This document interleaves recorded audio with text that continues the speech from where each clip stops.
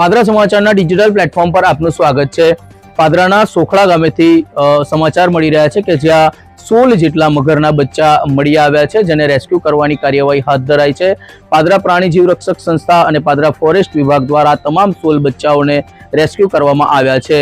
મળતી વિગતો અનુસાર સોખળા ખુર્દ ગામેથી સરપંચ પાર્થ પટેલે પ્રાણી જીવ રક્ષક સંસ્થાનો સંપર્ક કર્યો હતો અને આ તમામ જે 16 બચ્ચાઓ છે તેને સુરક્ષિત સોંપ્યા છે।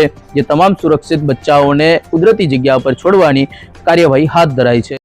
પાદરા તાલુકાના સોખળા ગામેથી એક સાથે 16 જેટલા મગરના બચ્ચા મળી આવ્યા છે, જેમાં સોખળા ગામના સરપંચ પાર્થ પટેલે પાદરાના પ્રાણી જીવ રક્ષક સંસ્થાને કોલ આવ્યો હતો કે સોખળા ખુર્દ ગામે એક વિસ્તારમાં માછલી પકડવાની જાળીમાં કેટલાક મગરના બચ્ચાઓ દેખાય છે, જેને ધ્યાન પર લેતા પાદરા પ્રાણી જીવ રક્ષક સંસ્થાના સંચાલક રોકી આર્ય, પ્રવીણ આર્ય સહિત પાદરા ફોરેસ્ટ વિભાગના અધિકારીઓ અને કર્મચારીઓ ઘટના સ્થળ પર પહોંચ્યા હતા।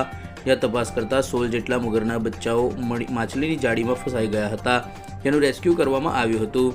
તમામ બચ્ચાઓને સહી સલામત પાદરા ફોરેસ્ટ વિભાગ ખાતે લાવવામાં આવ્યા હતા, જ્યાં તેઓનું મેડિકલ ચેકઅપ કરવામાં આવ્યું હતું। જે તમામ બચ્ચાઓને સુરક્ષિત જગ્યા પર છોડવાની કાર્યવાહી હાથ ધરવામાં આવી હતી।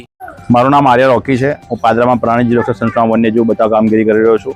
અમને સોખળા ખુદ ગામેથી અમને કોલ આવ્યો હતો અમારી હેલ્પલાઇન નંબર ઉપર પાર્થ પટેલ કરીને સાહેબ કરીને છે સરપંચ સાહેબ શ્રી।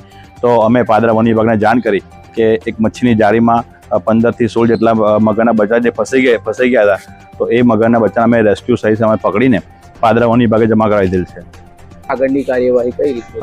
આગળની કાર્યવાહી એવી છે કે આરએફઓ સાહેબ શ્રીના ગાઈડલાઈન પ્રમાણે એને કુદરતી વાતાવરણમાં છોડી દેવામાં આવશે। મગર તો હવે હરેક જગ્યા પર જોવા મળી આવે છે, કેમ કે એશિયા ખંડમાં સૌથી પહેલો નંબર આપણા બરોડા જિલ્લાનો આવે છે। એ ખૂબ સારી વાત કહેવાય છે। અને મગર હવે જેમ કે આપણે જૂનાગઢમાં સિંહો સાથે ટેવાઈ ગયા, તો આપણે પણ એની સાથે ટેવાવું પડશે હવે મગરો સાથે, કે મગરને પણ જગ્યા જોતી, એનું ઘર કહેવાય, તળાવ છે, સરોવર છે, નદી છે, આ એનું મકાન થયું, એ ઘર કહેવાય।